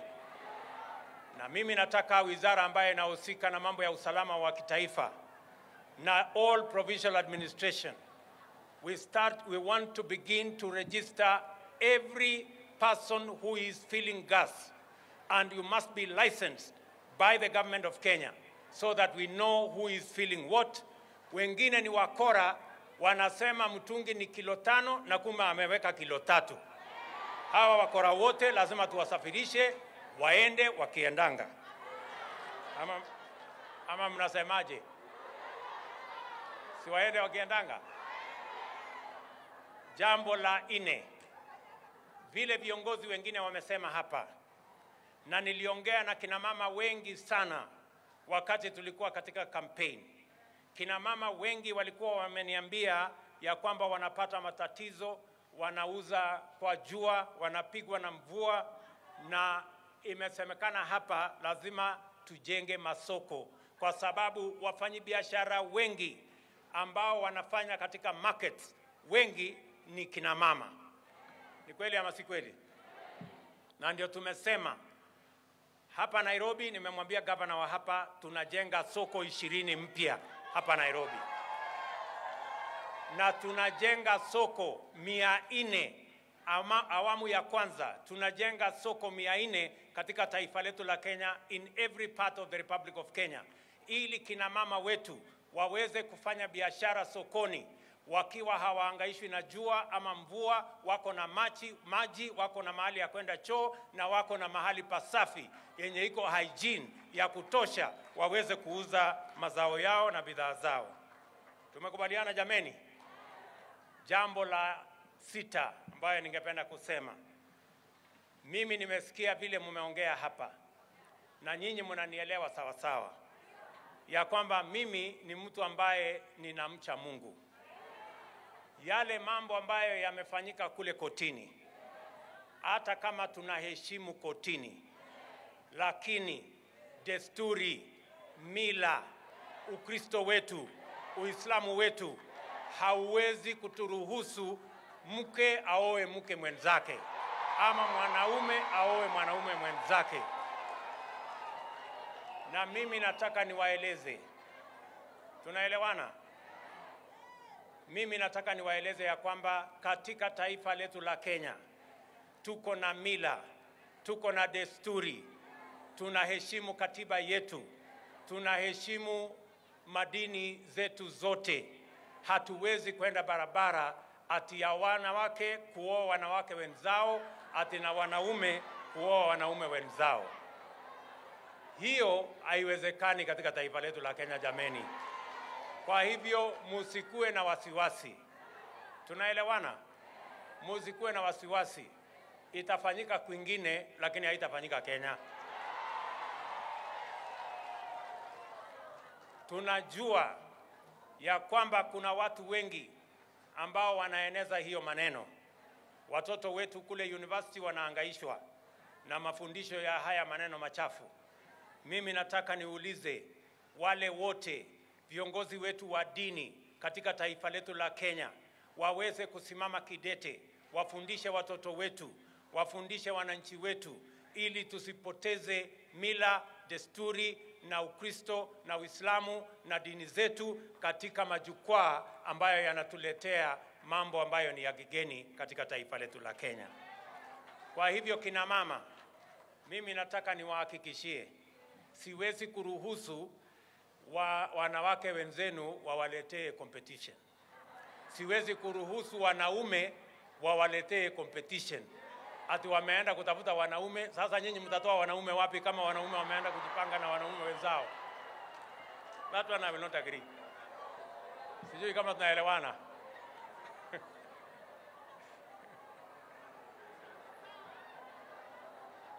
wacha mimi niseme sasa maneno ile tulikuwa tumekuja hapa. Tumekubaliana kina mama? Kina mama tumekubaliana? Nimesema hivi, tunabadilisha mfumo wa Women Enterprise Fund. Tuondoe intermediaries. Tuondoe mambo ya watu kukaa katikati hapa. Mambo ya kufukusana na makaratasi left, right and center tuondoe. Sasa mambo yote itakuwa kwa simu, itakuwa on the digital platform. Mambo ya kungojea siku 45 tumemaliza. Na nimesema tunaongeza pesa ambayo itakuwa katika Women Enterprise Fund hadi shilingi bilioni 13.5, na tutahakikisha kwamba wamama wakiongezeka tutakuwa tunapanga kila mwaka.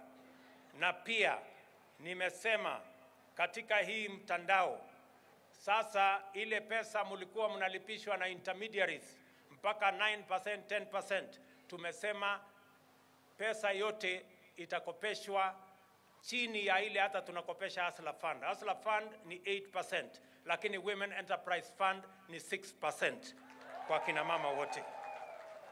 Tumeelewana? Kina mama tumeelewana jameni? Hiyo ndio agenda yetu number 1, Women Enterprise Fund. Pia nataka kuchukua siku hii ya kina mama kwa sababu kina mama vile vile hata katika ile mtandao ya Hustler Fund kina mama ni 50% ya borrowers katika hiyo Hustler Fund. Sasa mimi nataka nitangazie kina mama pia ambao wanafanya biashara na vijana na wazee na kila mtu ya kwamba leo vile niliahidi, because I committed to the country that we are going to have the next product ambaye ni wafanyabiashara. Ile pesa tunapata saa hizi katika Hustler Fund ni mtu mmoja kwa mwenzake, si ndio? Lakini sasa wafanyabiashara, I want to speak to the business people. Now we have a product for the business people called the first product. Ama pengine ningewapatia kwanza hata statistics mjue. Unajua wakati tulilaunch ile Hustler Fund, wengine walituambia shilingi 500 ni kidogo. Shilingi 1000 ni kidogo. Shilingi 5000 ni kidogo. Shilingi 10000 ni kidogo. Lakini kwa kukopesha shilingi 500, 1000, 3000, 5000 leo katika taifa letu la Kenya kwa Hustler Fund tumekopesha shilingi bilioni 21 milioni 109,406 na shilingi 878. On the Hustler Fund platform, many people who do not understand what the bottom looks like, what the bottom feels, what the bottom thinks, they told us 500 shillings is very little money, or 1,000 is very little money, or 5,000 is very little money. I want to tell them today that on the Hustler Fund, where we are lending 500, 1,000, 3,000, 5,000, today, in 3 months, we have lent 21 billion Kenya shillings. Savings, wale watu ambao wana save 5%, mtu akipata shilingi 500 ana save 5% ni 25 shillings. Mwingine ana save 50 shillings. Leo in 3 months tume save 1 billion and 55 million. Just in 3 months. Nyinyi mnanielewa? Mimi sasa nataka niwaambie tunaenda awamu ya pili. Na hiyo ni micro loan product. Na leo tunaanzisha micro loan product katika mkutano huu ambaye wewe mwananchi ambaye unafanya biashara sasa unaweza kukopa kati ya shilingi 10,000 na shilingi 1,200. Wale wafanyabiashara wadogo. Let me say this with clarity that we are now launching the individual micro enterprise loan product today. And our business people, the micro business people who need between 10,000 and 200,000, today, shetani ashindwe.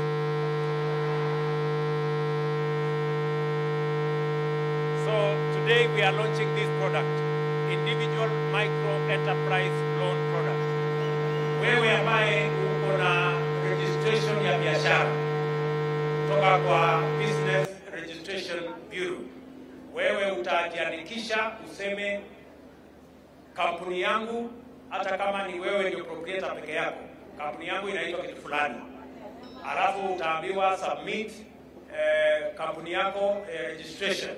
Baada ya kusubmit registration na details yako zingine zote, itafanywa assessment, itajulikana kama wewe unafaa shilingi 10,000, shilingi 20,000, shilingi 50,000, shilingi 100,000, na hakuna mtu inahitaji kuzungumza na yeye. Sio lazima ujulikane na mtu yeyote. Sio lazima mtu yeyote akupende ama akuone. Tutatumia algorithm ambaye inatumia kuassess kila mtu na biashara yake, na tutajua nani analipa ushuru, nani halipi ushuru, na tutakupatia pesa kulingana na uwezo wako. So shilingi 10,000 hadi shilingi 200,000. That's the individual micro enterprise loan we are launching today. Wewe kuanzia saa hizi, nimeambiwa tayari mtandao imefunguliwa. Kuanzia saa hizi una dial 254 #254. Si unajua ile mahali ya Hustler hapo unaenda tu hapo, lakini sasa star 254 #. Unaelewana? Ngojeni kwanza, ngojeni. Sasa tumalize mkutano kwanza. Bali mmeenda kutafuta pesa na mimi nifuka. Ninaona kila mtu ameenda kwa simu sasa kutafuta. Ala. Kwani nyinyi hamchelewi? Sasa unaenda kwa star 254 #. Sawa sawa? Utakuta pale Hustler Fund, alafu utakuta individual micro. Utakuta pia Women Enterprise Fund. Kina mama tunasikia? Tunaelewana? Sasa sikizeni kina mama. Sasa kuanzia leo tuna register group zenu. Ukienda kwa mtandao saa hizi utaona star 254, utaona Women Enterprise Fund. Hiyo tuna register group zenu kuanzia leo. Saa hii hiyo groups 59,000 nimesema sikuwe registered in the next 1 week, 10 days. Wewe ukilog hapo utakuta group yako iko ndani, na utakuta sasa unaweza kukopa pesa na mnaweza kuambiwa ni pesa ngapi mtapatiwa. Tunaelewana? Hiyo ingine ni ya individual enterprise micro loan. Hiyo pia ni 254 #254 star. Ukienda pale unakuta iko mtandaoni hapo. Unaona sasa hapo? Maneno ndio hiyo. Bas. Ndio hiyo story. Unaona sasa hapo story vile iko. Unaweza kufanya biashara yote hapo, hata kuuza mahindi, kuku, nini, naendelea biashara. Tumekubaliana? So hiyo pesa vile vile tunataka tushughulike pamoja na nyinyi, na interest, wacha mimi niseme hapa, interest ya wafanyabiashara, nyinyi ambao mnakopa pesa ya kwenda kufanya biashara shilingi 10,000 hadi shilingi 12,000, interest rate ni 7%. Tumeteremsha chini kidogo. Sasa iko 8% ya Hustler Fund, iko 7% ya micro loan, iko 6% ya Women Enterprise Fund. Sasa nyinyi kina mama mko hapo, mjipange na hapo. Vile vile wanaume watajipanga. Na tumesema sasa iko loan product ya 1 month, iko loan product ya 3 months, iko loan product ya 6 months, iko loan product ya 9 months. Kulingana na ile biashara wewe unafanya. Jambo la tatu ambayo ningependa kutangaza hapa. Nimesema tunatangaza Women Enterprise Fund, tunatangaza individual micro enterprise loan, na jambo la tatu tunatangaza a savings product. Mimi nataka niseme hivi. Mnaelewa katika ile program yetu ya Hustler Fund mumesikia tumesave pesa shilingi bilioni 1 na milioni 55. Kuna watu wengi ambao wanasumbuliwa na wakora. Mtu anakuambia weka pesa kwa hii scheme, alafu hiyo scheme inapotea, unapoteza pesa yako. Wengine wenu muko na pesa kwa bank, shilingi 500, shilingi 1000, kule bank unalipwa 1% ama 2%, si ndio? Ama hata saa zingine hakuna kulipwa interest yoyote. Sasa mimi nataka niwapatie product ambaye utalipwa ile rates ambayo wale wengine wadosi wote wanalipwa. Unajua wadosi wakienda kwa bank, wakiweka pesa yake milioni 10, anaambiwa, ana negotiate na bank, anaambiwa nipetieni 9% ama 10%. Wewe mtu ya shilingi 500 utaweza kunegotiate kweli na bank ati wakupatie interest? Sasa mimi nataka tukusanyane ndio sisi wote tuende tu negotiate pesa yetu ikiwa mingi. Kwa sababu saa hii wale watu wa 25 na 50 wamefikisha 1 billion. Kwani hawa benki tukienda na 1 billion si watakubali mambo yetu? Tunaenda kunegotiate, tunawaambia sasa hebu tuambieni hii interest ni shilingi ngapi na pesa yetu ni 1 billion. Lakini wewe ukienda peke yako na 50, shilingi 50, watakusikiza kweli? So mimi nataka niwaambie hivi, all good people who have been trying to look for a place to save and save in a manner where you also get competitive rates of interest for your money that you have saved, now you have an opportunity. Tunaelewana? Na tuko na, kwa sababu tumesema mtu akiwa na shilingi 500, mwingine awe na 1000, mwingine awe na shilingi 5000. Tukikusanya hiyo pesa yote na tuende tununue treasury bill, tutalipwa vile wadosi wanalipwa. Tunaelewana? Lakini wewe peke yako ukijaribu na 500 yako kwenda kununua treasury bill, unaambiwa ati ile ya chini zaidi ni 50,000 na wewe uko na 500 shillings. Utakubali? Utapata nafasi kweli pale? So tumekubaliana. Sasa tutawapatia nafasi. Nataka Wakenya wanisikize kwa makini. Wale Wakenya huko na shilingi 500 mahali, shilingi 1000 mahali fulani, shilingi 500, 2000, 5000, 10,000 na unalipwa interest ya 2% ama 1%. Sasa tuko hapa tutakupatia interest kama ile ya treasury bill. Kama treasury bill ni 10%, wewe utapata 10%. Kama treasury bond ni 9%, wewe utapata 9%. Tumeelewana? Ndio kila mtu tutengeneze usawa. Si mambo ni bottom up? Ama ni aje watu wa Kanairo? Tuko pamoja hapo? Today, every Kenyan has an opportunity. Even if you have 500 shillings, today you have an opportunity to save and be paid competitive rates the way those who have millions and billions are being paid by our banks or by our financial institutions. And you have an opportunity to save in the Hustler Fund. Sasa wewe, *254#, unaenda pale unakuta saving. Unaweka hapo pesa yako na unangojea interest. Na tutakuwa tunakupatia interest kila mwezi, pesa yako imeongezeka ikifika hapo. Kila siku pesa yako imeongezeka ikifika hapo. Wewe una monitor ukiwa na maneno, unakuja unachukua pesa yako, unaenda unafanya kazi nyingine. Umeelewana? So tuko na products 3 vile nimesema. We have 3 products we are launching today. Women Enterprise Fund, a digital platform product now. We are launching the individual micro loan that is now available. We are launching the savings product that gives every Kenyan, however small, an opportunity to save without being discriminated on how much interest you are paid for your savings. So we all have an opportunity to do the savings. Tumekubaliana jameni? Tuko pamoja? Tunaelewana? Mwisho kabisa, mimi nataka niwaambie Wakenya, jana katika juzi katika baraza letu la mawaziri tunaelewa ya kwamba tuko na matatizo makubwa sana ya mambo ya ukame. Na juzi tumepitisha katika baraza letu la mawaziri ya kwamba tutafanya mambo 3. Ya kwanza, tunawaambia wakulima wetu wote wa taifa letu la Kenya, na wote tumewasajili. Tuko na wakulima 5,000,000 katika platform yetu. We have registered all our farmers on a digital platform, and all our farmers today are receiving fertilizer on e-voucher.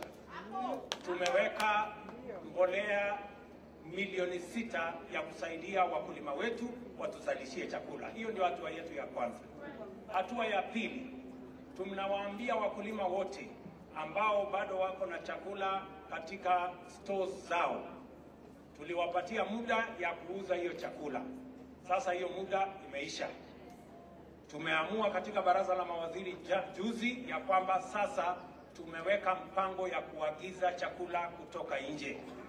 Sasa tumekubali ya kwamba tutaagiza mahindi gunia milioni 4 ambayo itafika hapa kuanzia mwezi huu wa 3 tukienda mbele. Tumeagiza mchele, tumeagiza vyakula vingine na hata mafuta ya kupikia. Tumeagiza pamoja na hata maharagwe na mambo mengine ambayo itatusaidia kutuletea chakula, ndio tupunguze, ndio mambo ya chakula isipande juu kwa bei. Tumeshaweka pesa ya serikali ya kutosha katika hiyo mpango. Tumesema vile vile kwa wale watu wetu ambao wako katika sehemu kame, tumepanga na tumeweka shilingi bilioni 3 katika bajeti yetu ya juzi, na tumesema hiyo chakula itaanza kusambazwa kuanzia wiki hii, ifikie wale wote ambao wako katika sehemu kame ambazo wako na matatizo ya njaa. Jambo la 4, tumesema vile vile tunaweka shilingi bilioni 1 kwa ile mpango gavana wa Nakuru alisema ya kulisha watoto wetu shuleni. Tulikuwa na bilioni 2 tumeshatumia, sasa tumeongeza bilioni 1 so that we keep all our children in school. We are going to add an additional 1 billion shillings from this week for the school feeding program so that no child stays out of school because they do not have food in our schools. Tunaelewana jamani? So hiyo mpango yote tumefanya kwa sababu tutachunga wakulima wetu, lakini vile vile tutachunga wananchi wetu kwa kuhakikisha kwamba kuna chakula ambayo italetwa na itatusaidia bei ya vyakula isipande bei. Tunashughulika pamoja na nyinyi, msikuwe na wasiwasi. Mimi nataka niwaambie wale marafiki zetu wengine ambao wananiambia maneno. Mimi nataka niwaambie marafiki zetu, please, kila mtu afanye kazi yake. Ndio. Na kwa sababu tunataka kila mtu afanye kazi yake. Na mimi nataka niwaambie hivi. Our good brothers and our good sisters on the other side. The only thing I ask of every Kenyan is that we must respect the rule of law. We must, all of us, submit to our constitution, to our laws, and so that we have a country of equals. We cannot have 2 sets of laws for 2 sets of Kenyans. We have only 1 set of laws for all Kenyans, irrespective of who you are, irrespective of your status. We must submit, all of us, to the rule of law. That's all I'm asking. Nothing more, nothing less.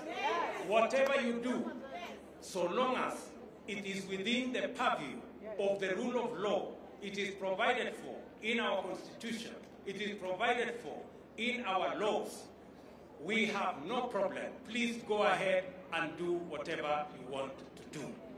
Don't ask me to do things that are not provided for in the constitution. I told these good people the servers were open all the time. Now they want to tell me to go and open the servers.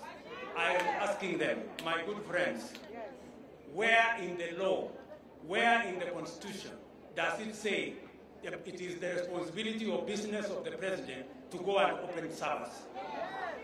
Kama nyinyi mko na nafasi ya kwenda kufungua masaba, tafadhali endeni mfungue masaba, mtatuambia ile mmepata huko ni kitu gani. Lakini mimi niko na shughuli mingi, niko na mambo ya kupanga mambo ya Women Enterprise Fund, Individual Micro Loan, Hustler Fund, kupanga vile chakula itazalishwa katika Kenya, napanga mambo ya mbolea na wakulima, napanga importation ya chakula ndio tupunguze gharama ya chakula. Sasa mimi nitapata nafasi wapi ya kwenda kupambana na mambo ya masoko? Si nyinyi ndio mko na nafasi mwende mfungue na mtuambie tuambie ni sheria sehemu gani, ni katiba sehemu gani ambayo inasema hiyo mambo mnataka. Anything ambayo mnataka mtuambie. Whatever you are telling us you want done, tell us which part of the Constitution says so, or which part of the law says so. Don't tell us to do extra constitutional or extra legal manenos. We will not do it. And as President, I will ensure that this country is firmly rooted in the foundation of the rule of law. And all of us must respect the Constitution and the laws, and we must operate within the purview and within the boundaries of the Constitution. So, good people, don't waste your time talking too many things. Whatever it is that the law allows, you do it.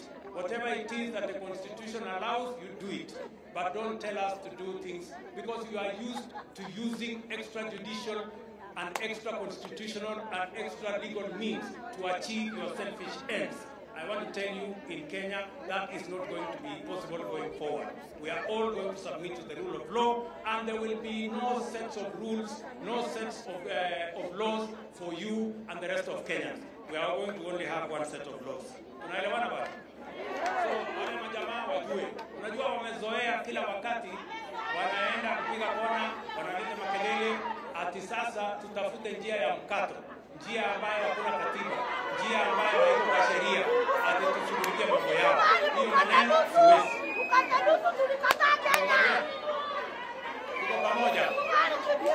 So, kina mama wa Kenya, kina mama hoye, kina mama hoye, tumekubaliana, tutatembea pamoja, tujenge Kenya pamoja, tukifuata sheria. Asanteni sana, Mungu awabariki na nawapenda sana.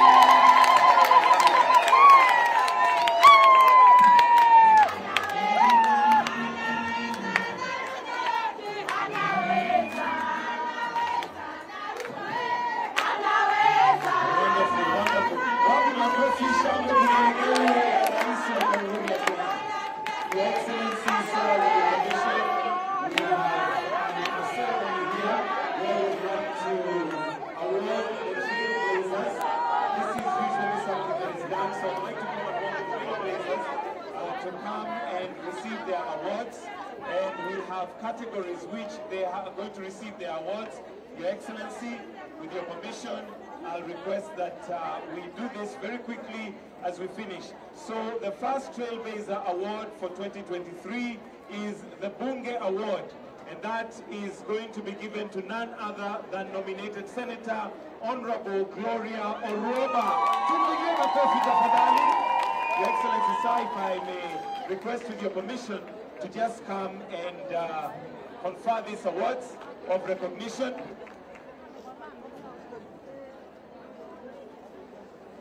The next award is Frederick Nyaga. If Frederick Nyaga can just stand close by. And Frederick Nyaga is a Trailblazer 2023 for She Award in recognition of your efforts that have immensely contributed to promotion of women and girls. After that, we have Nakuru County, and the Trailblazer Award is for County Award, which is Nakuru County. So we have Her Excellency, Madam Susan Kihika, who's going to receive this in recognition of the institution for the outstanding stride in gender parity. The next award is HAK 1195, HAK 115, Digital Trailblazer Award, Digital Access to Reproductive and Mental Health Service Award. And this is for HAK 1195 in recognition of your contribution to innovation and better service delivery. If we can, yes, please come and receive it on their behalf. In recognition of your contribution to innovation and better service delivery for improved health and women, children with focus on mental reproduction health. The next one is Julian Chege, HSC. Julian Chege, HSC, Trailblazer Award, Resilience Award. And this is in recognition of your entrepreneurial initiatives that take innovative approaches to build resilient societies. The next one is Proud Trust, and this is Trailblazer Award 2023 Social Impact Award, which is in recognition of your contribution to greater dignity, respect, worth of women and girls. The 7th award is to Anne Derrito. Anne Derrito Trailblazer Award, Economic and Financial Inclusion Award. Women in leadership, especially for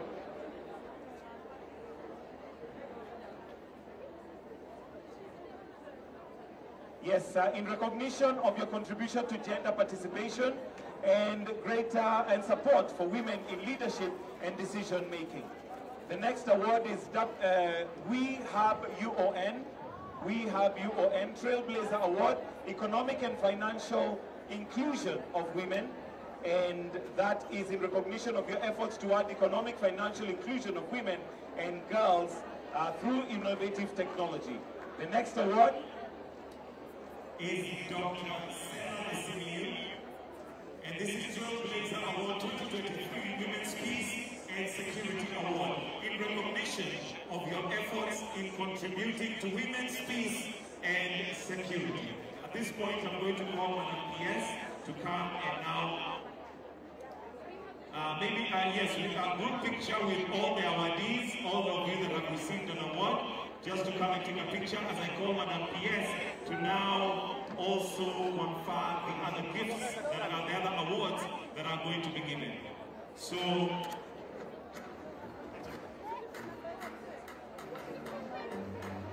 Your Excellency the Deputy President, if you can kindly also join us for this picture. Your Excellency the Deputy President, listening to the design. And Pastor Dorcas.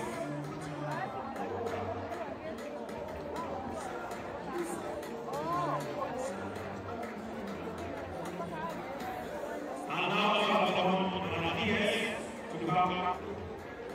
Thank you, Your Excellency. Thank you for the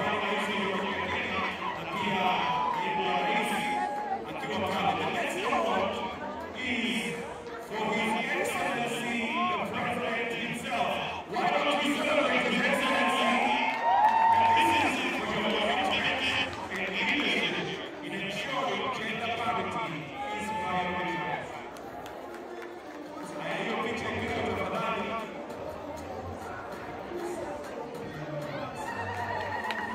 That's for His Excellency. Congratulations.